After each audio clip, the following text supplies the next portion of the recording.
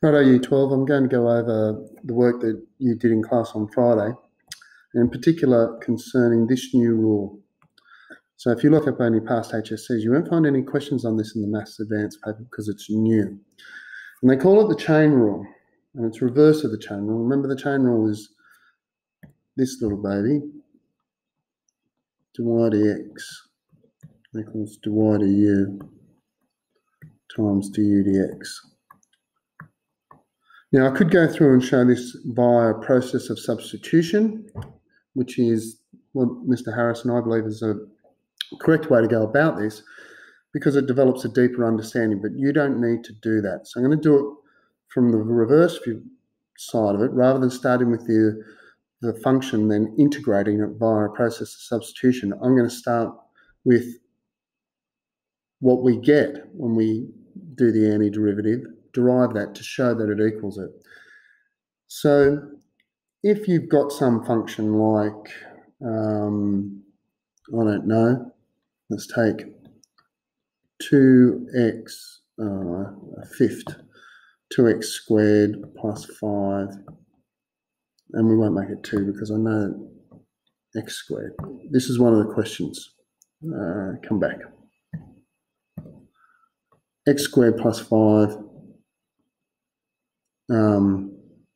to the 5. If we're going to differentiate that, and remember we're going to use our fat finger rule, our chain rule, well, dy dx equals a fifth times x squared plus 5. Come on, man. 5. Take 1 away to the power, but we should have multiplied by 5. And we've got to multiply by the derivative of what's inside, which is 2x. So we get 2x outside, because the 5s will cancel. 2x outside of x squared plus 5 to the 4. So what you see here is this is the derivative of what's inside there. And if you can see that, if you can see you've got the derivative f dash of x times f of x to some power, well, the integral of that, and I'm going to use the notation that Mr. Harris showed you, the integral of that is 1 over, have a look over here, there it is, 1 over n plus 1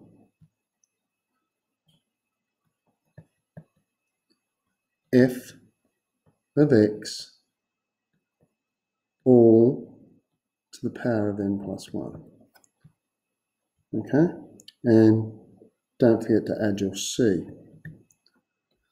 Now, there is a better way to show that using substitution, but because they've given you this rule, we just want to make sure that you understand how to implement it. So now I'm going to go and do some of the questions with this, and that was actually the first one, as you can see here, but I'm going to do it again. So here's 5a, and what have we got? We've got 2x x squared plus 5 to the 4. Now remember, this is the notation for finding the integral or doing the process of integration. And I know we haven't done that yet, but I know Mr. Harris showed you, so I'm going to use it. Just means find the integral of this here. And straight away, here's our f of x, here's our n, and looky here, that is the derivative of what's inside the brackets. So I can go straight to the rule and I can go, well, it's 1 over 4 plus 1 times the brackets x squared plus 5, and don't need that square brace, and add 1 to the power to the 5. So I get a fifth x squared plus 5 to the 5, and don't forget plus c, some constant. All right, so they're pretty easy, and if you're looking at most of these, you should be okay with that one. This one's a little bit different, 5c. I'm going to show you why. So here we go, 5c. And what have I got? I've got 8x outside of 2x squared plus 3 cubed dx. Now my problem is here that this 8x is not the derivative. What we need is 4x, but it's okay because I can see that 2 times 4x is what 8x is. So I do have the derivative there. I've just got a little extra bit. So what I can do is I can rewrite that. I can rewrite that as 2 times 4x, 2x squared plus 3 cubed dx. Now here's a neat trick, and I prefer to do it this way. And you're going to hear me do a rhyme in a minute, but we'll listen. Because that is multiplied by everything in there, I can take any constant value out. So I'm going to take that 2 and put it outside the, it doesn't affect what happens when I do the integration. And now I've got 4x, 2x squared plus 3 cubed dx. Now, that 2 stays there, and it's times everything. Now what have I got? Now I've got, look here, there's the derivative of what's inside, there's f dash x, there's f of x, and it's all to the power of 3. So now it's really easy. So it's 1 on 3 plus 1, 4 times 2x squared plus 3, and add 1 to the power of 4. And it's just going to be a constant. I'm going to put that constant there outside because that constant just sits out there. And I'm going to get a half 2x squared plus 3 to the 4. And the reason why that one was hard is because I had to play around to make sure I could get the derivative, a form of the derivative. All right, so let's have a look at the other ones that you're going to have to do. This one's going to be similar, D. You can rewrite that. You have a go at that. You're going to have to split that 15x. You're going to have to split that into 3 times 5x to the 4. That's really badly written. Oops. Come on. You're going to have to write that 15x as, come on, give me the red pen.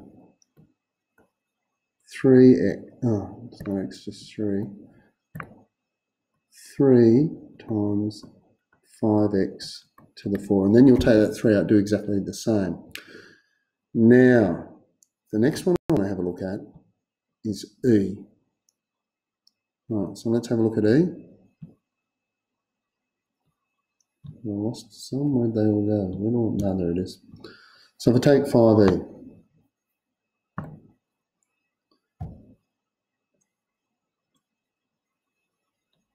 and what have I got?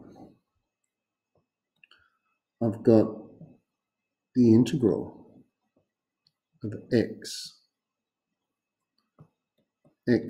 squared minus 4 to the power of 7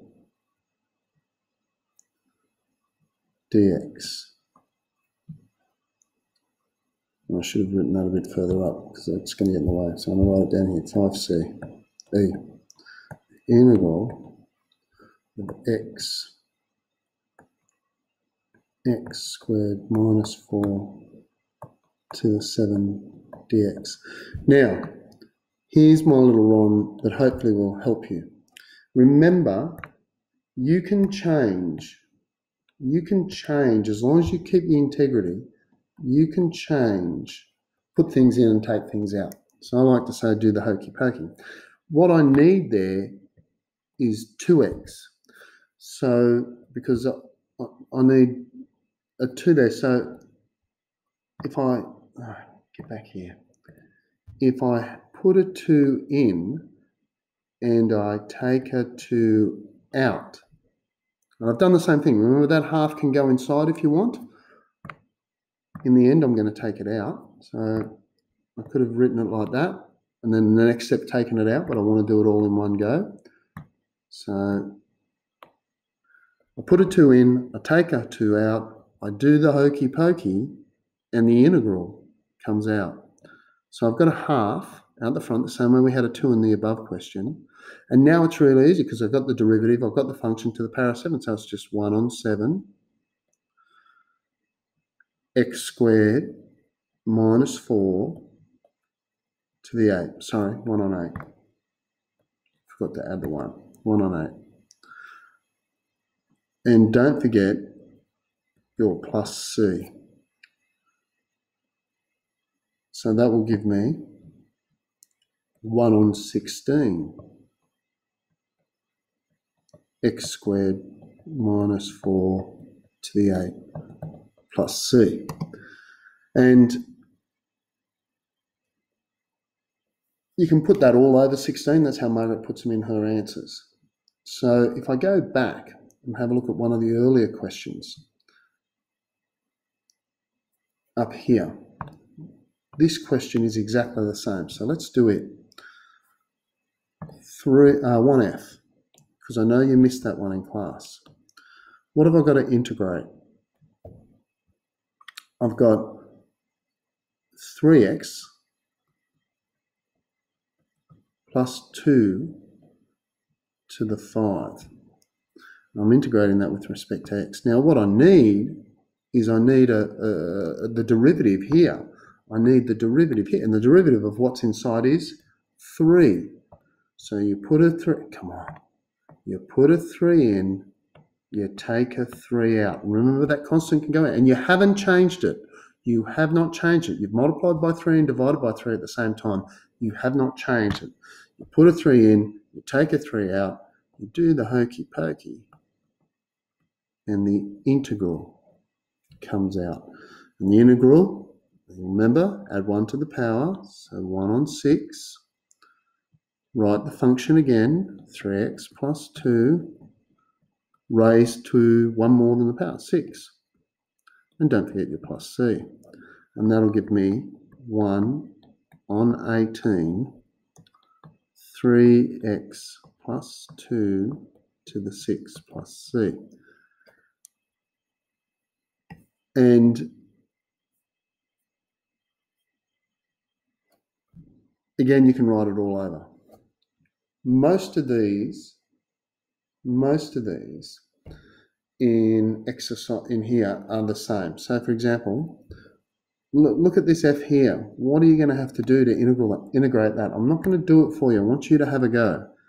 But you're going to integrate this, and you've got x to the 5, and you've got 2x to the 6 minus 7 to the 8 dx. What do you need in there? Well, you need 12x to the 5. You need 12, and you need to take 12 out.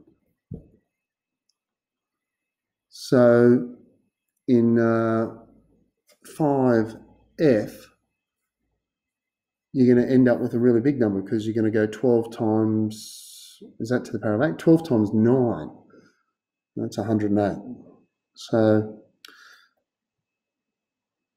if I look at these other ones that are coming up, come on, give me the eraser. If I look at these other ones that are coming up, this one's pretty cool because that's the derivative of what's inside. This one's pretty easy because that's the derivative of what's inside. This one, it's not quite. So I'd like you to have a go at it and then come back and watch. I'm going to do 5i down below here. So was it x minus 3? Just find myself some space. 5i, and it's the integral of x minus 3, x squared minus 6x minus 1 to the 5. X squared minus 6x minus 1 to the 5 dx. Let's just double check that because I don't want to use the wrong one. Beautiful. So, again, I don't have exactly what I need. What I need is 2x minus 6. I know if I put a 2 there, that'll give me 2x minus 2 times 3, which is 6, 2x minus 6. And I can take the 2 out, half out the front, because that way I haven't changed it.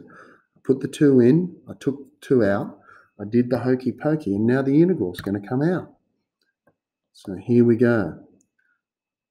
Well, it's pretty easy. I've got my half, and then I've got my 1 over n plus 1, 6, f of x. Oh, well, that's x squared minus 6x minus 1. Raise it to the power plus 1 to the 6, and then add a constant at the end. Oh, a half times a 6, that's a 12th. X squared minus 6x minus 1 to the 6 plus c. And again, Margaret puts that all over 12, which is what I would do as well. So she sets it up like this.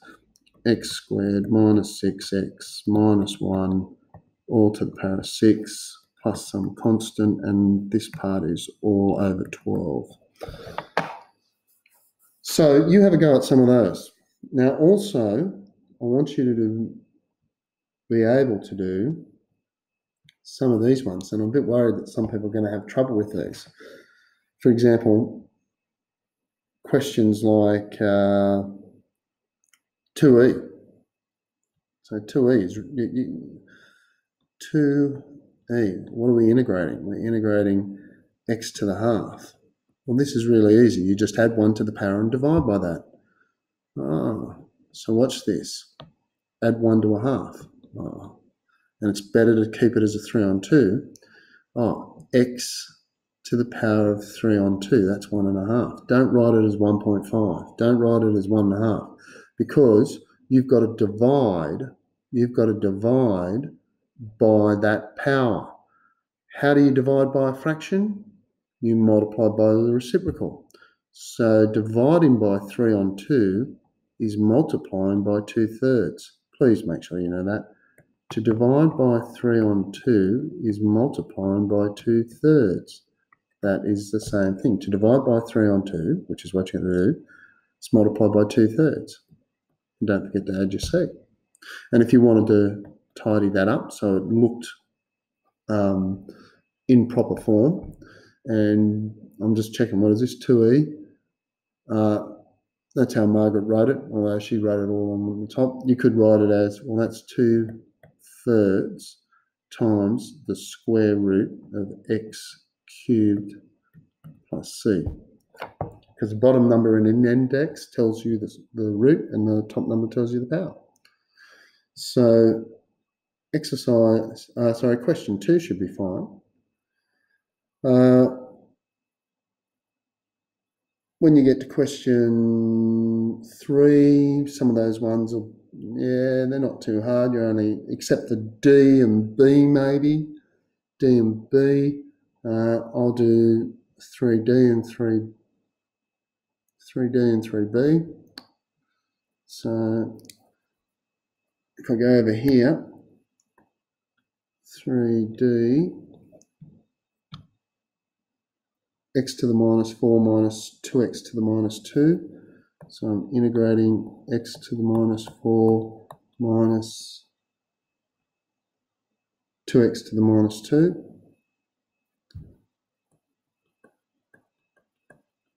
dx. All right, so if I add 1 to the power, that becomes x to the minus 3, and I divide by -3. Then I've got a minus. If I add 1 to the power, that becomes x to the minus 1, so I've got 2x to the minus 1, and I divide by -1, and I add a c. Well, that means I've got minus x to the minus 3 minus 2x to the minus 1 plus c, which means that's going to become minus x minus 3 plus 2x to the minus 1 plus c. And if you wanted to be really good, if you wanted to show that you knew exactly what you were doing, 3d, they've just got minus 2 on x. Oh, this is 3b. Yeah, right. You could tidy it up and write it as, and Margaret hasn't got this, minus 1 over x cubed plus 2 over x plus c, because the negative just tells you it's, and it changes position. So that wasn't 3d, that was 3b. 3d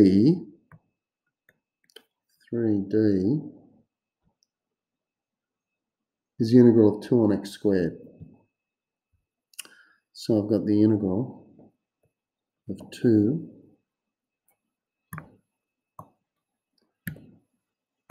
on x squared dx. Okay. Well, first of all, I'm going to need to write it in index notation if I'm going to try and integrate that. Find the antiderivative. Add 1 to the power, so that's 2x to the minus 1. Divide by the power, minus 1. And plus my c. So that gives me minus 2x. Oh, sorry, hang on. Minus 2x to the minus 1 plus c. But remember, we want to make sure we keep it, or put it back in the same form, and that's just minus 2, and that negative just tells you what's underneath, plus c. When you get to question 4, you're going to have to put it in index notation. So 4b is okay. 4a is exactly the same as 2e, because that's x to the half. You just have to write it as x to the half. All right? This you need to know as x to the negative 8. This is x to the negative 3. I am going to do 4d for you, and you can have a go at 4e on your own. So we've got x to the negative half plus 2x to the negative 2/3. So here's 4e. And we've got the integral x to negative a half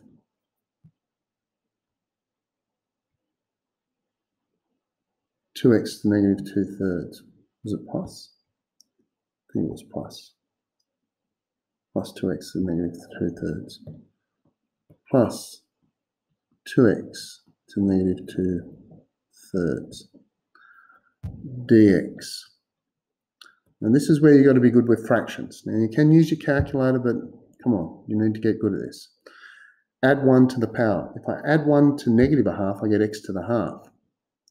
So it's going to become x to the half, and I have to divide by a half. Now remember, when I divide by a fraction, it's like multiplying by the reciprocal. Plus, add 1 to negative 2/3 gives me positive 1/3. So it's 2x to the 1/3, and I've got to multiply by the third, divide by a third, which is multiplying by 3. And don't forget your plus c.